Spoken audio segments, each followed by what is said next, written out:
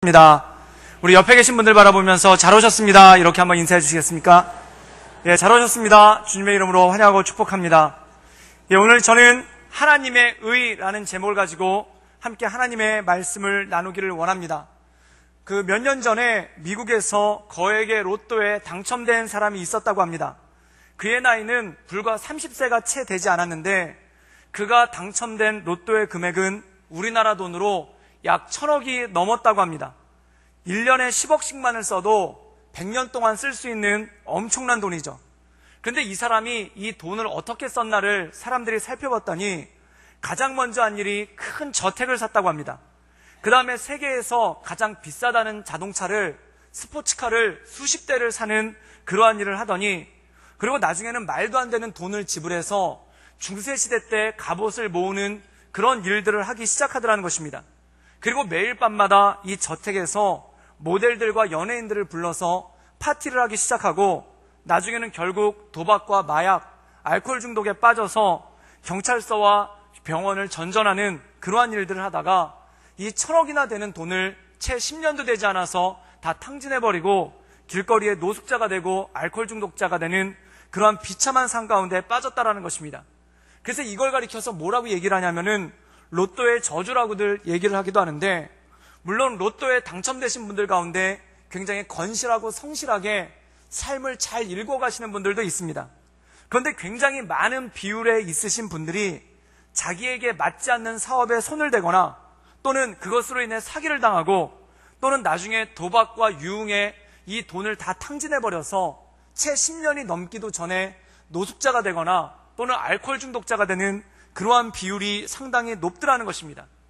그 이유가 뭐냐면 그분이 막대한 물질을 담을 만한 마음의 그릇이 되지 않는데, 마음의 그릇이 준비가 되지 않았는데 이 막대한 물질이 쏟아져 들어오기 시작하니까 이걸 감당하지 못해서 이 무게에 쓰러지고 말게 되는 그러한 일들이 생기고 만다라는 것입니다. 이 세상에서 가장 큰 부귀영화를 누렸다고 하는 솔로몬도 그의 말년에 쓴 전도서를 보면은 이렇게 기록하고 있습니다. 헛되고 헛되고 헛되니 모든 것이 헛되도다. 왜 그렇습니까? 가장 지혜롭다라고 자부했던 이 사람 역시도 나중에 물질의 풍요를 감당하지 못해서 그것을 마음에 담지 못하고 우상 숭배에 빠지고 또한 타락하게 되어서 힘든 말년을 보내는 그러한 삶을 보내면서 참여하면서 쓴 것이 바로 전도서이기 때문에 그렇죠. 그래서 지혜서라고 불리워지는 이 잠언에 보면은 마지막 부분에 아굴이라는 사람이 이렇게 기도하는 것이 나옵니다. 그게 뭐냐면 주여 나로 가난케도 마옵시고 나로 부하게도 마옵소서. 그 이유가 혹시 내가 너무 가난해져서 도둑질하게 될까 두렵고 또한 내가 너무 부하여져서 하나님이 누굴까 할까 두렵습니다 라는 그러한 기록이 나오는 것을 보게 됩니다. 이 기도를 잘 분석하면 이런 뜻입니다. 내가 감당할 수 있을 만큼의 물질을 주십시오. 또한 내게 주어지는 물질을 내가 잘 감당할 수 있는 내 마음의 그릇을 예비시켜 주십시오 라는 뜻이 그 안에 있다라는 것이죠. 사랑하는 여러분, 저는 할 수만 있다면 우리 모든 성도님들이 물질적으로 풍요할 수 있기를 주님의 이름으로 축원합니다. 그리고 할 수만 있다면 우리 모든 성도들이 다 건강하고 또한 온전한 삶을 살 수 있기를 주님의 이름으로 축원합니다. 그런데 그보다 더 중요한 것이 있습니다. 그것이 뭐냐면 내가 그것을 받아들일 수 있고 또한 내가 그것을 맞이할 수 있는 마음의 그릇이 준비되었느냐, 이것이 굉장히 중요한 일이라는 것입니다. 그래서 성경을 보면은 놀라운 것이 있는데 하나님께서 사람들에게 복을 주시기 전에 먼저 그들의 마음을 준비시켜 주십니다. 이 마음을 어떻게 준비시켜 주시냐면 오랜 시간의 기다림을 통해서 그들의 마음을 준비시켜 주시는 그러한 일들이 있다라는 것이죠. 그래서 성경에 보면은 하나님께서 아브라함을 주십니다. 아브라함을 부르십니다. 그리고 그에게 복을 약속하시죠. 그 약속한 복의 내용이 뭐냐면 내가 너로 큰 민족을 이루겠다. 그리고 너에게 아들을 주겠다라고 말씀하십니다. 그런데 바로 주시는 것이 아니라 어떻게 되냐면은 25년이나 기다린 다음에 아브라함의 나이가 100살이 된 다음에 그 다음에 아들을 주신다는 것이죠. 그럼 이 25년의 나이는 무엇입니까? 하나님께서 그에게 복을 주시기 전에 그의 마음을 준비시키시고 그의 마음의 그릇을 예비시키시는 그러한 기간이 자그만치 25년이나 걸렸다는 것이죠. 또한 창세기에 보면은 요셉이라는 사람이 나옵니다. 이 요셉이라는 사람이 17살에 하나님으로부터 약속을 받죠. 복을 받는 약속을 받습니다. 그런데 하나님께서 그에게 복을 바로 주신 것이 아니라 13년이 지난 후에 그의 나이 30이 되었을 때 그를 총리 대신으로 삼으시는 것을 볼 수가 있다는 것이죠. 그럼 이 13년의 기간은 어떤 기간이었는가? 이 요셉에게 너무나 견디기 힘들고 억울하고 또한 마음이 답답한 그러한 고난의 기간이었다는 것이죠. 그럼 이 고난의 기간을 주신 이유가 무엇이냐면 이 고난의 기간을 통해서 그의 마음의 그릇을 준비시키시는 그러한 기간이 반드시 있었다는 것입니다. 또한 다윗을 왕으로 기름 부으셨을 때 그때 다윗의 나이가 10대 중반 정도입니다. 그런데 그가 언제 왕이 되냐면 거의 20년이 넘어서 40이 다 된 나이에 그가 왕이 되는 것을 볼 수가 있죠. 그렇다면 이것이 말씀하는 것은 무엇입니까? 왕이 되게끔 기름을 부으셨으면 바로 왕을 시키는 것이 아니라 그에게 20년 가까운 고난의 세월을 주셨다는 것입니다. 그 고난의 세월을 통해서 그에게 말씀하신 것이 뭐냐면 그의 마음의 그릇을 예비시켜 주셔서 하나님께서 부어주시는 복을 온전히 담을 수 있는 능력을 그에게 주시기 원함이었다는 것이죠. 사랑하는 여러분, 마음의 그릇이 준비되지 않았는데 복이 주어졌다. 마음의 그릇이 준비되지 않았는데 직분이 주어졌다. 그럼 어떤 일이 생기기 시작하냐면 그 마음의 그릇이 준비되지 않은 사람은 하나님께서 주신 복을 또한 하나님께서 주신 물질을 그리고 하나님께서 주신 직분을 자기 육체의 소욕에 맞게끔 쓰고 만다라는 것입니다. 즉 하나님의 영광을 위해서 또한 하나님의 뜻을 이루기 위해서 그 물질과 직분을 사용하는 게 아니라 자기 육신의 소욕을 이루기 위해서 물질과 직분을 사용하다 보니까 본인뿐만 아니라 다른 사람들도 해치게 하는 그런 일들이 너무나 많이 나타난다는 것이죠. 그래서 사랑하는 여러분, 하나님께서 우리에게 복을 줄 것 같은데 안 주시고 또한 우리를 오래 기다리게 하시는 이유는 뭐냐면 하나님께서 우리에게 응답하시고자 않음이 아니라 우리로 하여금 마음의 그릇을 준비시켜 주시고 우리에게 복을 주시기 전에 우리의 마음을 예비시켜 주시는 그러한 일들이 그 안에 있다라는 것입니다. 그런 사랑하는 여러분, 인내하고 오래 참음을 통해 하나님께서 우리의 마음의 그릇을 만들어 주실 때 그 마음의 그릇을 잘 만들어갈 수 있기를 주님의 이름으로 축원합니다. 그래서 우리가 이 마음의 그릇을 잘 준비하면 하나님께서 부어주시는 놀라운 축복과 은혜가 그 안에 있다라는 것이죠.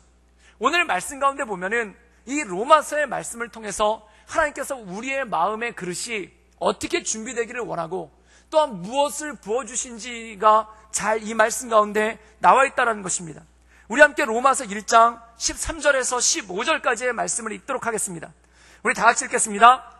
형제들아, 내가 여러 번 너희에게 가고자 한 것을 너희가 모르기를 원하지 아니하노니 이는 너희 중에 다른 이방인 중에서와 같이 열매를 맺게 하려 함이로되 지금까지 길이 막혔도다. 헬라인이나 야마인이나 지혜 있는 자나 어리석은 자에게 다 내가 빚진 자라. 그러므로 나는 할 수 있는 대로 로마에 있는 너희에게도 복음을 전하기를 원하노라. 오늘 말씀 가운데 보면은 사도 바울이 자기에 대해서 뭐라고 말씀하고 있냐면 내가 빚진 자로다 라고 말씀하고 있습니다. 그렇다면 그가 이 빚을 갚기 위해서 무엇을 해야 되는가? 오늘 말씀 가운데 보면은 15절에 이렇게 말씀하고 있습니다. 나는 할 수 있는 대로 로마에 있는 너희에게 복음을 전하기 원한다. 즉 그가 마음 가운데 빚이 있는데 이 빚을 갚기 위해서 필요한 것이 뭐냐면 할 수만 있다면 복음을 전하기 원한다는 것입니다. 그렇다면 이 사도 바울 마음 가운데 있는 마음의 빚이 뭐냐면 바로 복음에 관한 빚을 그가 마음 가운데 가지고 있었다라는 것이죠. 사랑하는 여러분, 빚진 자의 마음을 가지고 살고 있는 사람, 또한 빚진 자의 마음을 가지고 있는 사람의 특징이 무엇입니까? 어떤 모습으로든 또는 어떤 형태로든 그것을 갖고자 하는 것이 바로 빚진 자의 마음이라는 것이죠. 사랑하는 여러분, 우리 민족을 봤었을 때 우리나라는 1953년도 한국 전쟁이 끝났을 때 우리나라 GNP가 76불이었습니다. GNP가 76불이란 말은 무슨 뜻이냐면 우리나라 성인 남성이 1년 동안 하루도 쉬지 않고 열심히 일해서 벌 수 있는 돈이 8만 원 정도밖에 안 됐다라는 겁니다. 얼마나 가난한 나라입니까? 얼마나 살기 힘든 나라입니까? 그런데 2018년도 올해를 기준으로 해서 우리나라 GNP가 3만 불에서 왔다 갔다 하고 있습니다. 이건 뭐냐면 우리나라가 전쟁이 끝나고 채 65년 정도밖에 되지 않았는데 우리나라 경제 성장률이 300배가 훨씬 넘는다는 얘기입니다. 여러분, 인류 역사상 이렇게 짧은 기간 동안에 이렇게 엄청난 부강을 이뤄낸 나라는 단 한 나라도 없습니다. 유럽에 있는 어떤 나라도, 또한 서구권에 있는 어떤 나라도 이 짧은 시기 내에 이렇게 엄청난 부를 이뤄내고 또한 엄청난 부흥을 이뤄난 나라는 인류 역사상 단 하나의 나라도 존재하지 않습니다. 또한 우리 민족으로도 봐도 우리 민족 역사, 반만년 역사 동안에 이렇게 부강하고 또한 이렇게 우리나라가 힘이 있어 본 적이 한 번도 없었다라는 것이죠. 그럼 사랑하는 여러분, 우리나라가 이렇게 부강하게 될 수 있었던 이유가 무엇입니까? 어떤 사람은 우리 민족이 가지고 있는 잠재력 때문에 우리나라가 이렇게 부강하게 됐다라고 말씀하시는 분들도 있습니다. 물론 그런 요소도 있을 것입니다. 그러나 우리나라가 얼마나 많은 사랑의 빚을 졌고 또한 얼마나 많은 사람들에게 빛을 졌기에 이것이 가능했겠습니까? 우리나라의 한 목사님이 10수년 전에 미국을 방문했는데 미국에서 한 백인 할머니를 만난 거예요. 그래서 그 백인 할머니가 묻더랍니다. 한국에서 오셨냐고. 그래서 그렇다고 했더니 이 백인 할머니가 이 목사님 손을 꼭 붙잡으면서 뭐라고 얘기를 하냐면 내가 수십 년 동안 한국을 위해서 기도했다라고 얘기를 한다는 거예요. 그래서 이 목사님이 혹시 한국을 가보신 적이 있습니까? 그랬더니 가본 적이 없다는 거예요. 그럼 혹시 한국에 아는 사람이 있습니까? 라고 물어봤더니 아는 사람도 없다는 거예요. 그런데 왜 한국을 위해서 기도했습니까? 라고 얘기했더니 이분이 1950년도에 한국에서 전쟁이 터졌다는 이야기를 신문을 통해서 보고 그 이후로 수십 년 동안을 한국을 위해서 기도했더라는 겁니다. 그런데 사랑하는 여러분, 실제로 그렇습니다. 세계의 어린이 구호단체 중에 가장 크고 유명한 단체가 컴패션이라는 단체가 있습니다. 이 컴패션이라는 단체가 어떻게 생기게 됐냐면 1950년도 우리나라 전쟁 고아를 돕기 위해서 생긴 단체가 컴패션이고 또한 전쟁으로 인해서 어려운 가운데 빠져있는 우리나라를 돕기 위해서 생긴 국제적인 구호단체가 월드비전입니다. 수많은 구호단체들이 생긴 이유 중에 하나가 뭐냐면 전쟁에서 가난 가운데 빠지고 전쟁 가운데 잿더미가 된 우리나라를 돕기 위해서 수많은 구호단체가 생기고 또한 수많은 사람들이 기도함으로써 우리나라를 위해 기도하는 그러한 일들이 있던 것을 보게 되죠. 그렇다면 우리나라가 65년 동안에 이렇게 막대한 부를 이뤄낼 수 있는 이유가 무엇이겠습니까? 바로 우리 민족이 근면하고 성실한 것도 있겠지만 그것을 뛰어넘어서 그것 가운데 역사하신 하나님의 은혜가 있는 줄 믿습니다. 또한 수많은 사람들이 우리나라를 위해서 돕기 위해 애쓰고 또한 우리나라에 구호품을 보내주고 또한 우리나라를 위해서 기도했던 수많은 믿음의 사람들이 있었기 때문에 수많은 믿음의 도역자들의 기도를 통해 우리나라가 든든히 세워져 나간 줄 믿습니다. 그럼 이것은 무엇입니까? 우리나라는 복음에 빚졌고 기도에 빚졌고 물질에 빚진 나라라는 것입니다. 그렇다면 우리가 어떠한 마음을 가지고 이 세상을 살아가야 되겠습니까? 최근에 이 인터넷상에 보면은 욜로족이라는 말이 나옵니다. 이 욜로족이라는 의미는 뭐냐면 영어 스펠을 함축한 건데 YOLO 이걸 합쳐서 욜로라고 얘기를 해요. 그런데 이 YOLO가 무슨 뜻이냐면 You only live once라는 뜻이에요. 이 You only live once라는 뜻은 뭐냐면 인생은 한 번뿐이라는 것이랍니다. 인생은 한 번뿐인데 한 번뿐인 인생 어떻게 살겠느냐? 그런데 이 한 번뿐인 인생을 즐기면서 살자는 것이 바로 이 욜로족의 핵심이라는 겁니다. 그럼 어떻게 즐길 거냐? 텔레비전에 보니까 광고가 나왔는데 어떤 젊은 연예인이 이렇게 얘기를 하는 거예요. 인생 한 번뿐이잖아. 한 번뿐인 인생이잖아. 우리 놀자. 이렇게 얘기를 합니다. 그래서 그게 무슨 광고인 줄 알아봤더니 유흥업소와 또한 유흥 숙박시설을 연결해주는 그런 애플리케이션 프로그램을 소개하는 게 바로 그거였어요. 그러면서 뭐라고 하냐면 인생 한 번뿐이잖아. 한 번뿐인 젊음이잖아. 한 번뿐인 인생이잖아. 어떻게 살래? 놀자라는 겁니다. 그런데 그게 어떻게 노냐면 유흥업소를 다니면서 또한 유흥 숙박업소를 다니면서 그렇게 놀자는 겁니다. 사랑하는 여러분, 한 번뿐인 인생을 제대로 사는 게 무엇이겠습니까? 한 번뿐인 인생을 진짜 즐겁게 사는 게 무엇이겠습니까? 정말 그렇게 숙박업소 다니면서 유흥가를 전전하면서 사는 것이 진짜 즐겁게 사는 인생이겠습니까? 그런데 세상은 그런 메시지를 주고 있는 거예요. 70년 만에 300배로 부강해진 이 나라의 젊은이들이 70년 만에 300배로 부강해진 이 나라를 살고 있으면서 어떤 마음을 가지고 있냐면 한 번뿐인 인생인데 즐겁게 살자는 겁니다.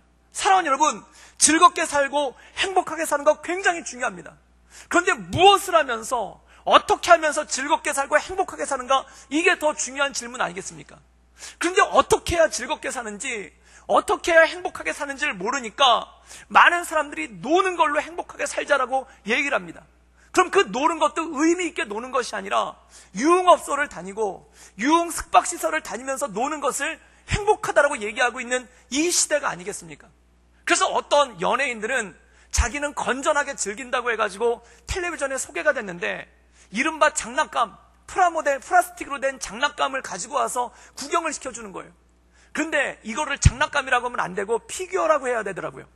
근데 그거의 가격이 얼마냐면은 싸게는 수십만 원이고 비싸게는 1000만 원이 훨씬 넘는 거예요.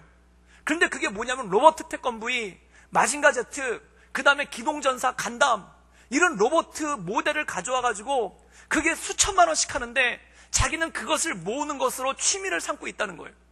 또 어떤 연예인은 선글라스 1000개를 가져와가지고 자기는 선글라스 1000개를 모으고 있다는 겁니다. 왜 모으고 있는가? 자기 취미라는 거예요. 그러면서 인생을 즐긴다는 겁니다. 사랑하는 여러분, 정말 그것이 인생을 즐겁게 사는 길이겠습니까? 그렇다면 이것은 무엇을 의미합니까? 남는 물질과 남는 시간과 남는 열정을 어디에 써야 될지를 알지 못하는 그러한 시대가 왔다는 겁니다. 인생은 한 번뿐인데, 한 번뿐이 없는 젊음인데, 한 번뿐인 인생인데 즐겁게 살아야 되는데 어떻게 즐겁게 살아야 될지를 모르니까 유흥가를 전전하거나 또는 취미생활에 과도한 돈과 힘과 열정을 쓰는 그런 일들이 생긴다는 것이죠. 마태복음 6장에서는 우리에게 이렇게 도전하고 있습니다.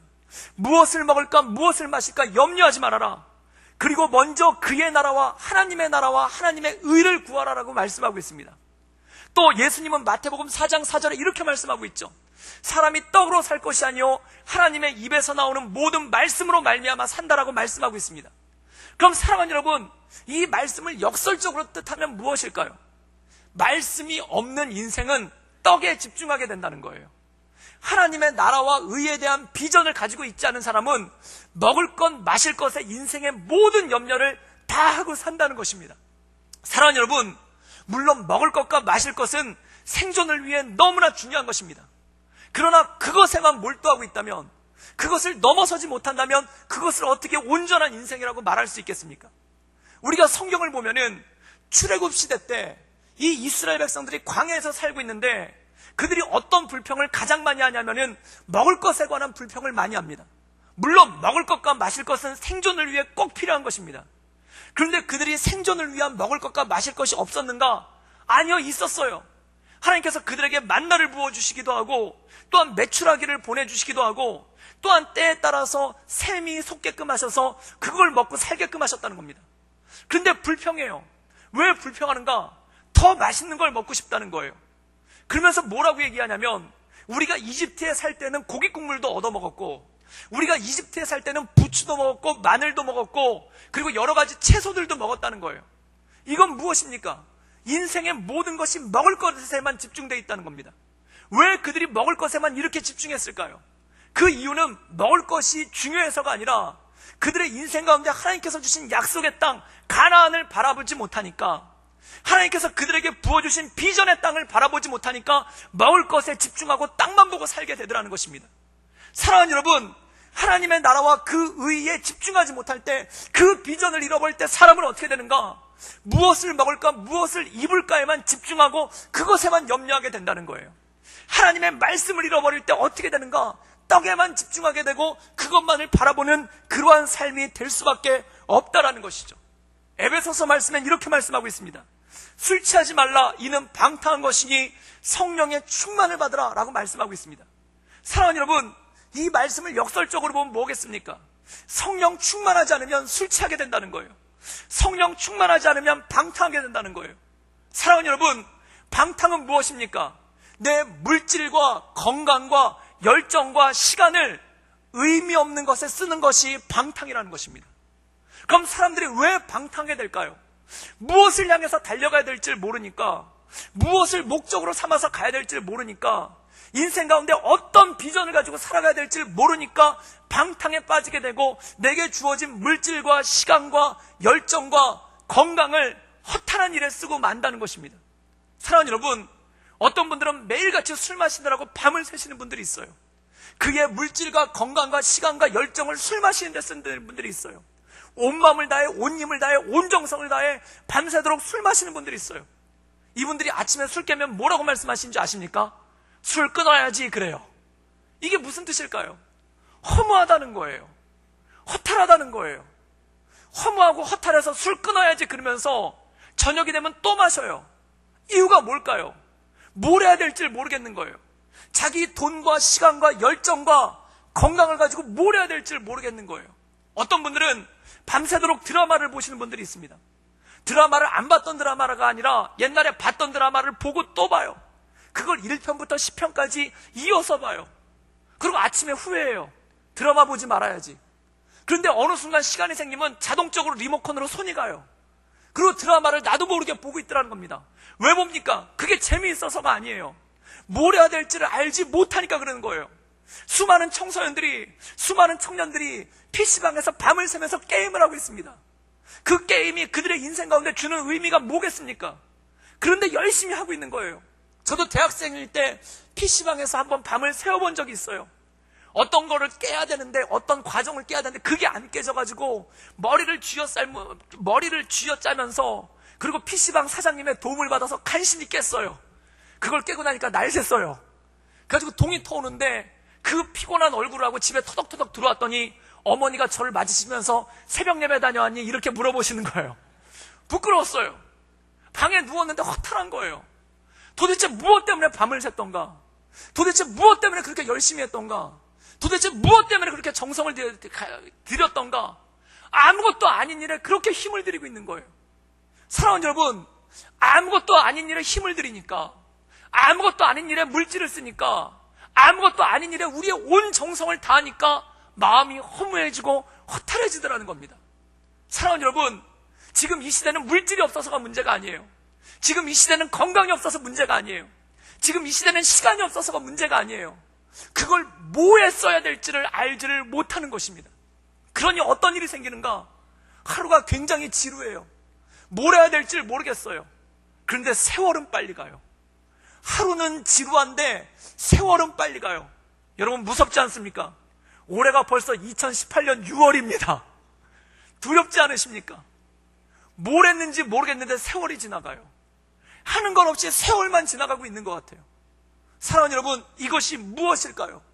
바로 우리 인생 가운데 무엇을 집중해야 될지 알지 못할 때, 무엇을 향해 나가야 될지 알지 못할 때 이러한 일들이 주어질 수밖에 없다라는 것입니다. 즉 우리의 마음의 그릇이 준비되지 않으면, 즉 우리의 마음이 준비되지 않으면 물질이 쏟아져 내려도, 시간이 쏟아져 내려도, 건강이 쏟아져 내려도 이것을 무엇에 사용해야 될지를 알지를 못하게 된다는 것이죠. 마치 아까 앞에서 말씀드렸듯이 1,000억 원이나 되는 돈을 생기고도, 1,000억 원이나 되는 돈이 생기고도 그것을 어떻게 써야 될지 알지 못해서 유흥으로 쓰다가 인생을 낭비하는 것처럼, 우리 인생 가운데 마음의 그릇이 준비되지 않으면 하나님께서 아무리 많은 물질을 부어주시고 아무리 많은 건강을 부어주셔도 그것을 통해서 어떻게 살아야 될지를 알지 못한 채 나가는 그러한 모습이 있을 수밖에 없다라는 것입니다.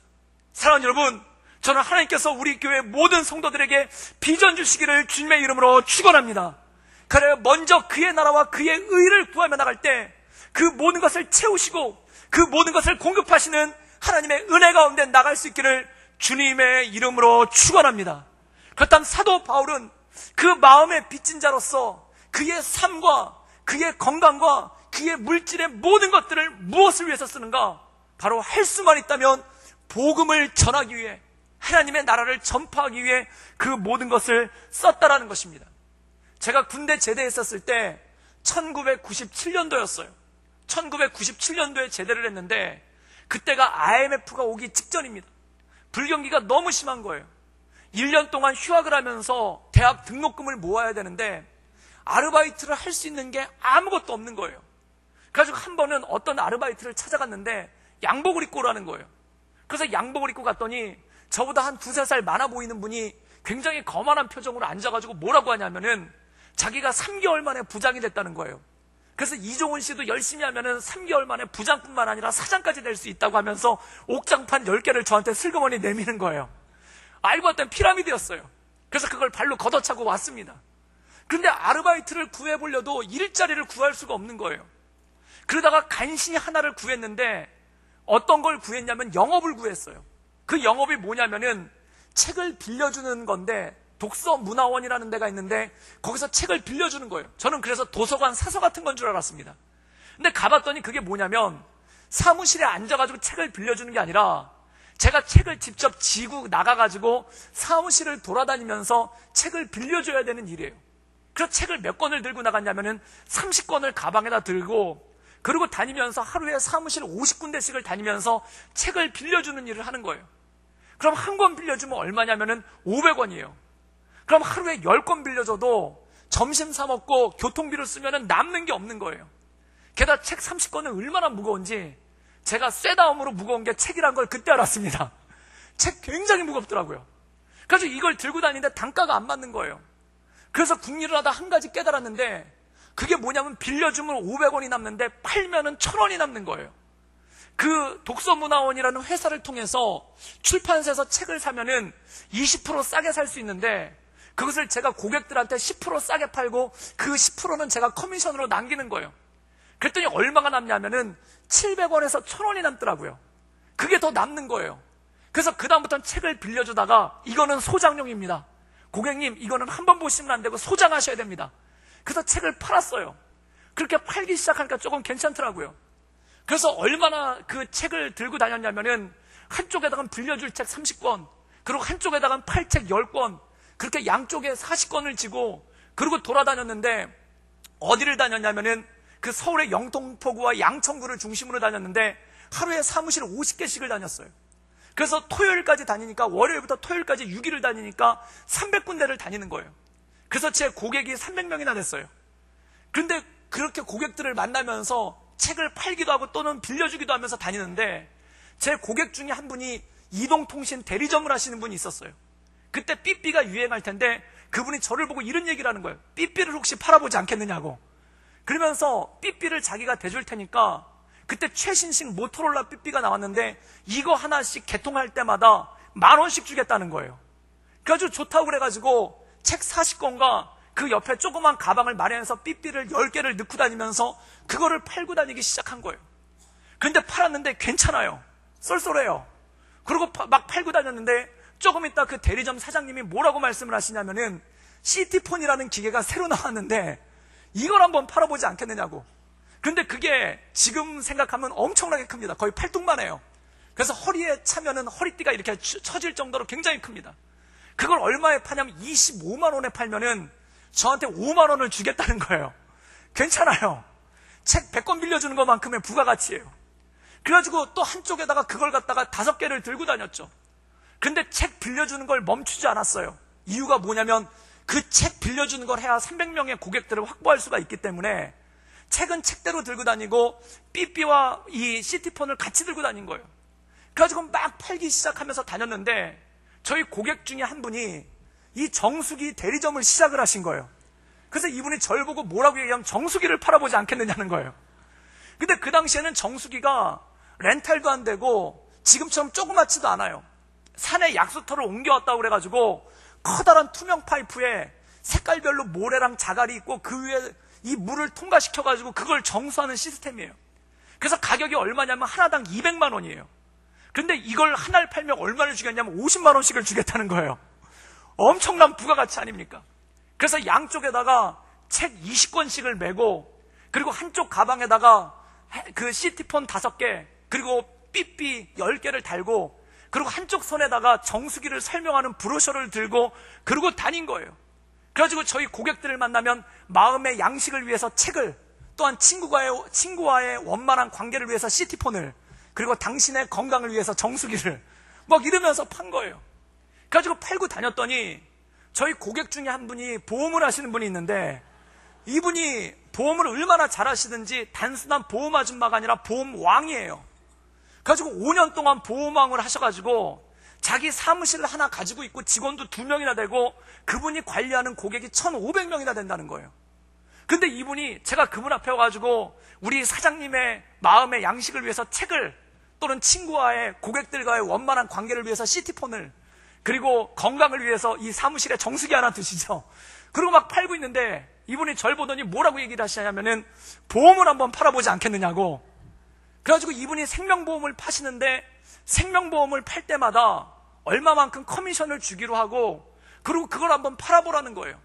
그래서 제가 그걸 팔려고 3일 동안 또 연수를 받고, 그리고 생명보험에 대한 걸 달달달 외운 다음에 한쪽에다 그 보험회사 브로셔를 들고 그러고 다녔습니다. 그래서 등에다가 책을 40권을 메고 양쪽 보조 가방으로 해서 시티폰이랑 삐삐를 나눠 메고, 한쪽 손에는 정수기 브로셔를 들고 한쪽 손에는 이 생명보험 브로셔를 들고 그러고 다니면서 판 거예요. 그래서 저희 300명이나 되는 고객들한테 마음의 양식을 위해선 책을, 친구와의 원만한 관계를 위해선 시티폰을, 당신의 건강을 위해서는 정수기를, 그리고 가족들을 위해서는 생명보험을 드시라, 그러면서 다닌 거예요. 그런데 잘 됐어요. 쏠쏠하게 잘 팔렸어요. 그런데 그때 생명보험이 인기가 있었던 이유가 뭐냐면은 40대 남자들의 돌연사가 신문에 굉장히 많이 나오고 이슈가 됐습니다. 그래서 이 40대 남자들이 갑자기 죽게 되면은 가족들은 어떻게 할 건가? 막막하지 않습니까? 그래서 그들을 위한 생명보험 상품이 있어서 그들한테 보험을 소개하면서 이렇게 열심히 일하시는데 갑자기 쓰러지게 되시면 어떻게 하시겠습니까? 이렇게 열심히 사시는데 갑자기 병 들으시면 어떻게 하십니까? 가족들도 생각해야죠. 이 보험에 드시면은 여러분이 혹시 돌아가시거나 아프실 때 보험금이 나옵니다. 게다가 건강하게 60세 은퇴까지 가시면은 그 다음부터는 연금으로 돼서 나오기도 합니다. 그래서 밀집 게 하나도 없으니까 들어보라고 얘기를 하니까 진짜 잘들 드시는 거예요. 그래서 한 고객이 계약서에 사인을 하는데, 이 40대 되신 사장님인데 이분이 계약서에다가 사인을 하다가 갑자기 저를 보고 이렇게 얘기를 하는 거예요. 이 생명보험 들고 나면은 나는 죽고 나도 내 가족은 좋을 것 같은데 나는 어떻게 되는 거요? 이렇게 얘기를 하는 거예요. 그때 그분이 내가 죽고 나면은 내 가족들은 보험받아서 괜찮은데 그럼 죽은 나는 어떻게 되는 거요? 이렇게 물어볼 때 그때 제가 불현듯 이렇게 얘기를 했어요. 예수님 믿으셔야죠. 근데 그때 갑자기 마음이 환해지는 거예요. 그때 모든 걸 깨달았어요. 예수님 믿으셔야죠. 그래서 제가 그 다음부터 어떤 일을 하고 다녔냐면 마음에다가 아이템이 하나 더 늘었습니다. 속에다가 사형리를 몇 권 가지고 다니면서 저희 고객들에게 마음의 양식을 위해선 책을, 친구와의 관계를 위해선 시티폰을, 그리고 당신의 건강을 위해서는 정수기를, 그 다음에 가족들을 위해서는 생명보험을, 그리고 당신의 영혼을 위해서는 예수님 믿으십시오. 그리고 파는데, 그리고 전도하는데 세상에 가장 가치 있는 일, 세상에 가장 복된 일, 그리고 세상에 가장 나를 즐겁게 하는 일, 세상에 가장 나를 기쁘게 하는 일이 그 복음을 전하는 거더라고요. 사랑하는 여러분, 여러분에게 그러한 능력이 있기를 주님의 이름으로 축원합니다. 복음을 전한다는 것, 우리 성도들에게 우리의 삶을 통해서 하나님께서 우리에게 부어주신 것들을 통해서 복음 전하는 것, 그거만큼 더 놀라운 일이 어디 있겠습니까? 저는 할 수만 있다면 여러분들 모두가 물질적인 풍요를 얻으시기를 주님의 이름으로 축원합니다. 그리고 그 물질을 통해 주의 복음을 전하기를 주님의 이름으로 축원합니다. 여러분, 할 수만 있다면 건강해지십시오. 할 수만 있다면 많은 직분을 가지십시오. 할 수만 있다면 높은 자리에 오르십시오. 그리고 그 모든 것들을 통해 주의 복음을 전할 수 있기를 주님의 이름으로 축원합니다. 우리의 삶의 모든 걸 통해 먹든지 마시든지 무엇을 하든지, 사업을 하든지 가르치든지, 또한 밥을 하든지 누군가를 섬기든지, 그 모든 일들이 하나님의 비전, 주의 복음을 전하는 것에 집중되어 있다면 우리의 삶이 얼마나 가치가 있겠습니까? 사랑하는 여러분, 하나님께서 우리에게 복음의 빛을 주셨습니다. 우리 민족은 빚진 민족입니다. 우리 민족 한 명 한 명이 누군가의 기도에 의해서, 누군가의 헌신에 의해서, 누군가의 간절한 소망에 의해서 지금까지 살아오게 된 줄 믿습니다. 그렇다면 무엇을 통해 하나님께 영광 올리시겠습니까? 무엇을 통해 하나님의 뜻들을 드러내시겠습니까? 저는 우리 교회 모든 성도가 복음 전할 수 있기를 주님의 이름으로 축원합니다. 그래서 무엇을 하든지, 장사를 하시든지, 사업을 하시든지, 사람들과 만나시든지, 등산하시든지, 그 모든 것들을 통해 주의 복음을 전하는 것이, 주의 복음을 드러내는 것이 우리 삶의 비전이 되고, 우리 삶의 직분이 되고, 우리 삶의 능력이 될 수 있기를 주님의 이름으로 축원합니다. 기도하시겠습니다. 늘 언제나 살아서 역사하신 주님, 우리에게 물질을 주시고, 우리에게 건강을 주시고, 또한 우리에게 많은 것들을 부어주셨습니다. 하나님, 우리가 이것을 허탄하게 사용하지 않도록 주님 도와주시옵소서. 우리에게 주신 것들 의미 없이 사용하지 않도록 주님 도와주시옵소서. 한 번뿐인 인생, 한 번뿐인 삶, 오직 주의 영광을 위하여 온전히 주께 기쁨을 올려드리는 그러한 삶이 될 수 있도록 우리 구독교회 한 명 한 명의 삶을 주님 붙잡아 주시고 주님 인도하여 주시옵소서. 주님께 모든 걸 부탁드리오며 살아서 역사하시는 주 예수 그리스도의 이름으로 감사하며 기도드리옵나이다. 아멘.